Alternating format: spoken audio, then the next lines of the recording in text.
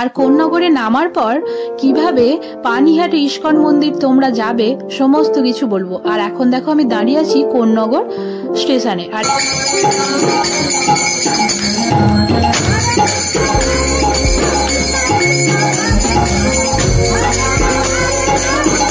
তারপর এই যেখানে টিকিট কাউন্টার প্রসাদের এখানে কুপন কেটে নিলাম। আর কুপন কাটার পর বসে কুপনে কেন জানি না লেখা ছিল 22শে জানুয়ারি 2025। হরে কৃষ্ণ। এখন বাজে 10:30 আর এখন আমি ট্রেন ধরবো, তাই বেরিয়ে পড়েছি ট্রেনের উদ্দেশ্যে। তো দেখো কিরকম পরিমাণে এখন কুয়াশা, এখন দেখে মনে হচ্ছে এই সবে সকাল হয়েছে। এই যে এত কুয়াশা এত বেলা পর্যন্ত যে আছে, কিন্তু খুব একটা যে ঠান্ডা আছে তা না, কুয়াশা চারিদিকে আছে বাট বেশি ঠান্ডা তো নেই, গরম গরমই আছে। আর আজকে 23শে জানুয়ারি। তো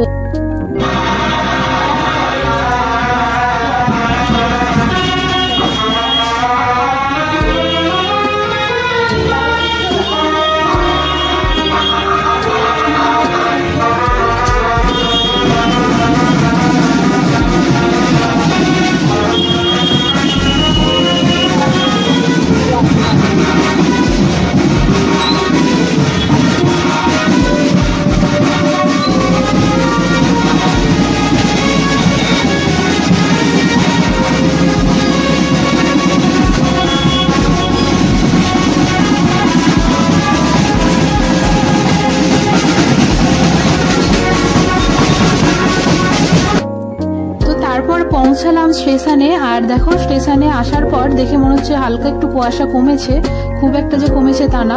আর আমি এখন ট্রেনে উঠে পড়েছি।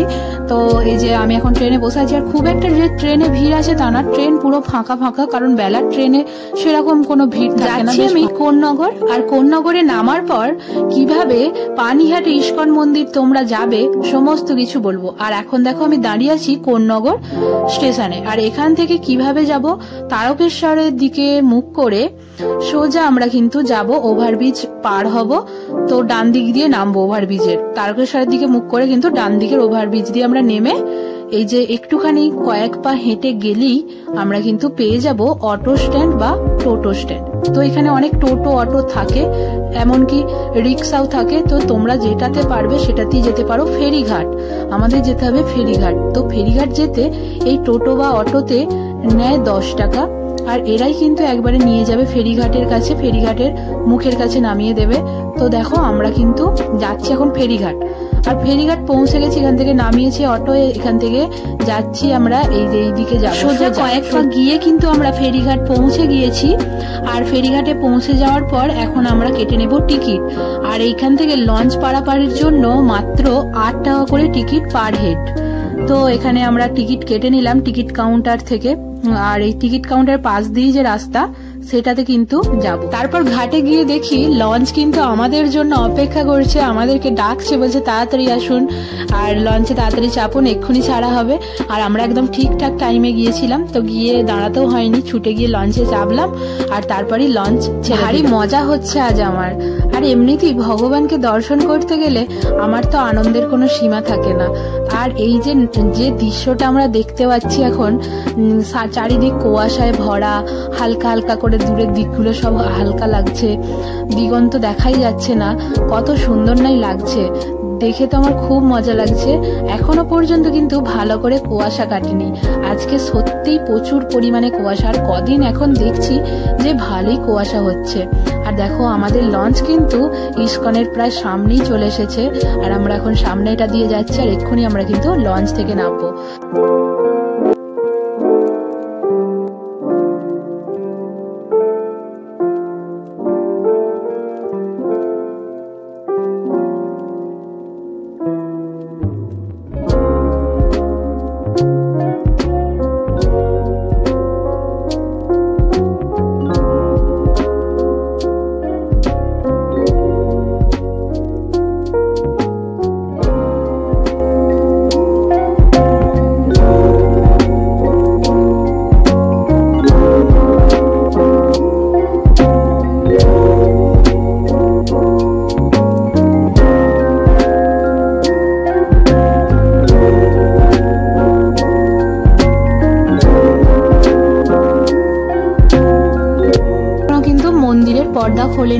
তো তাই জন্য একটু চারপাশটা ঘুরে ঘুরে দেখছিলাম। আর এখানে দেখো শ্রী শ্রী জগদ্ধাত্রী মাতা এখানে বিগ্রহ আছে, একটা দর্শন করলাম।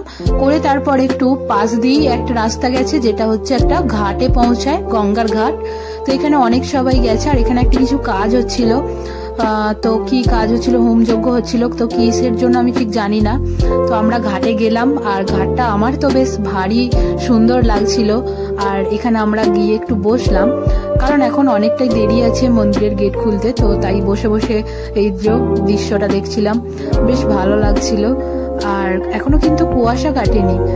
আর এই ঘাটটার দু সাইডে কিন্তু দুটো শিবের মন্দির আছে, এই যে শিবলিঙ্গ। তো শিবজিকেও তোমরা দর্শন করে নাও। এই যে দু সাইডই একদম মুখোমুখি কিন্তু দুটো শিবলিঙ্গ আছে, বেশ ভালো লাগছিল দেখতে। তো শিবজিকে প্রণাম জানালাম, প্রণাম করে বেরিয়ে পড়লাম ওখানটা থেকে। আর তোমাদের এখন দেখাচ্ছি এই যে মন্দিরের সময়সূচি, তোমরা কিন্তু ভালো করে এটা পড়ে নাও।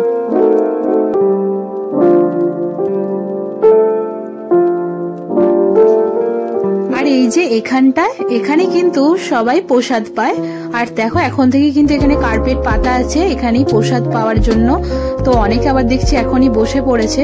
আর আমরাও এখানে একটু বসেছিলাম, কারণ এখনো মন্দিরের গেট খোলেনি। তো আরেকবার দর্শন করলাম যে গেট খুলেছে কিনা, তো এখনো খোলেনি, তাই আবার একটু ঘুরে ঘুরে দেখছিলাম। আর এখানে দেখো এই যে আমার পিছনে ব্যাগগুলো দেখছি, এখানে জুতো রাখার। আর এখানে প্রভুপাদকে তোমরা এখন দর্শন করো। আর এইবার আরতি শুরু হবে, তো তোমরা মন দিয়ে ভগবানকে দর্শন করতে থাকো।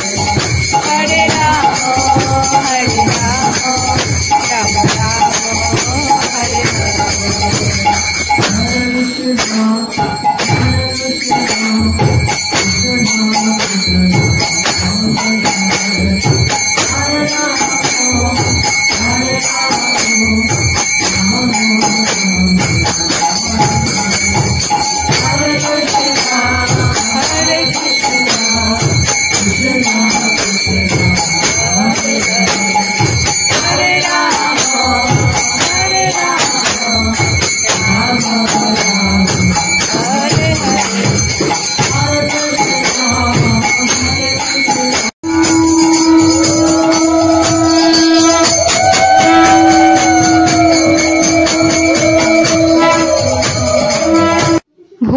হয়ে যাওয়ার পর ভগবানকে একটু সামনে থেকে দর্শন করার জন্য আগিয়ে এলাম, কারণ অনেকটাই তো দূরে ছিলাম, ভগবানকে ভালো করে দর্শন করতে পারছিলাম না। দেখো আমি কিন্তু জুম করে তোমাদের দেখাচ্ছি, আশা করছি তোমরা হয়তো ভালো করে দেখতে পাচ্ছ। তো দু চোখ ভরে গৌরনিতাইকে দর্শন করে নাও এবং কৃপা পাও। তারপর এই যেখানে টিকিট কাউন্টার প্রসাদের, এখানে কুপন কেটে নিলাম, আর কুপন কাটার পর বসে কুপনে কেন জানি না লেখা ছিল 22শে জানুয়ারি 2025, কিন্তু আজ ছিল 23শে জানুয়ারি। এটা কেন লেখা ছিল বুঝতে পারলাম না।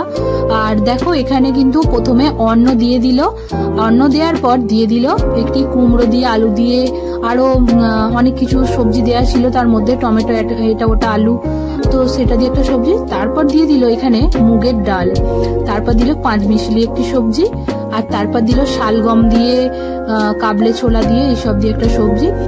তারপর দিয়ে দিল শেষে টমেটোমের চাটনি, আর একদম শেষে দিল পরমান্ন। তো সমস্ত প্রসাদ পাওয়ার পর বেরিয়ে পড়লাম। আর দেখো ইস্কন থেকে, মন্দির থেকে আর কি বেরোনোর পরেই তোমরা বাঁদিকে দেখতে পাবে গোবিন্দোস, আর ঢোকার ডান দিকে পড়বে গোবিন্দোস। তো এখানেও তোমরা প্রসাদ পেতে পারো।